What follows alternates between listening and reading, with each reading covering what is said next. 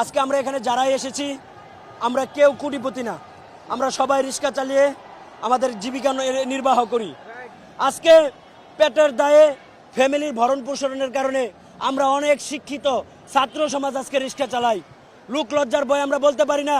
আজকে আমরা এখানে এই যে আমার শ্রদ্ধেয় বড় ভাই সে তিতুমির কলেজের স্টুডেন্ট, সেও রিক্সা চালায় তার পরিবার পরিচালনা করার জন্য। আমি আমিরজান কলেজের একজন স্টুডেন্ট, আমিও রিক্সা চালাই আমার এই পরিবার পরিচালনা করার জন্য। দেখেছেন কি হৃদয় বিদারক, আখমে আসু আগায়া। আসে নাই আসে নাই। আচ্ছা এদিকে সাহেব কান্দন তো আসিচ্ছে না, আপাতত আমার আপনি এনে কেন্দ্রে দেন না। হচ্ছে হারাম জাদা রিক্সাওয়ালা সাজিছু, তোর রিক্সা তোর পুচ্ছে দিয়ে হান্দাই দিমু।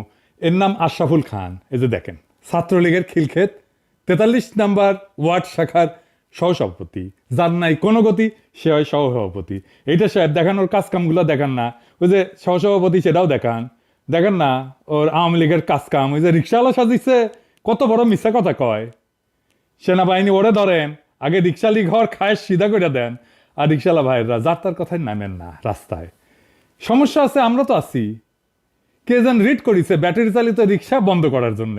প্রধান বিচারপতি এটা আপনারে কইতেছি, এইসব রিট পিট যেন গ্রহণ করা না হয়। এই সমস্ত দরিদ্র বিরোধী পদক্ষেপ শুরুতেই বন্ধ করে দেওয়া উচিত। ব্যাটারি চালিত রিক্সা থাকবে, কেউ এটা বন্ধ করতে পারবে না, কারো ক্ষমতা নাই, কেউ যেন বন্ধ করার চেষ্টা না করে।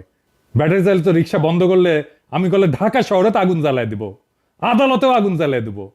আগে সাবধান করে দিলাম, যুক্তি তর্ক পরে শুনবো, আগে আগুন জ্বালাবো তারপরে যুক্তি চুক্তি। ফাজলামও বন্ধ করবেন।